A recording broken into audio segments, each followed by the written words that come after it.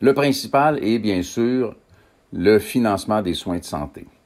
Je réitère encore une fois, parce que je veux que ça se rende un maximum de gens, que notre souhait, notre proposition formulée à chacun des chefs de parti est de remplacer la traditionnelle rencontre des premiers ministres privément pour exprimer leur désaccord et sortir de là en étant encore en désaccord par un sommet sur le financement des soins de santé.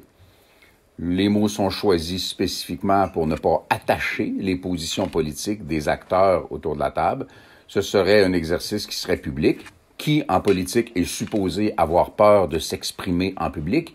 Qui, en politique, est supposé craindre de manifester ses positions publiquement et d'en discuter publiquement avec les vis-à-vis que sont les premiers ministres des provinces, les ministres de la Santé des provinces et du Québec et, présumément, et ce serait normal, les chefs des autres partis à la Chambre des communes.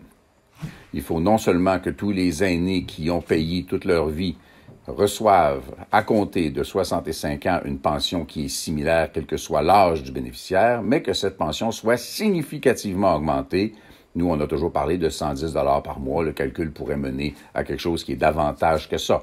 Dans l'état actuel des choses, avec l'inflation fut-elle temporaire dont on parle présentement, l'augmentation proposée par les libéraux, qui serait de l'ordre de 60 $, on comprend que ça change pas grand-chose dans la vie des aînés. Le sujet fondamental de cette législature-ci, qui doit faire ses 4 ans, c'est bien sûr l'enjeu des changements climatiques, l'enjeu de la transition écologique, de la transition énergétique, qui est urgent. Il est absolument inacceptable qu'on passe un autre 3 ans ou 4 ans à dire des phrases qui ne sont pas suivies de gestes ou à dire des phrases qui peuvent être suivies de gestes plutôt favorables, mais annulées par des gestes qui ne le sont pas.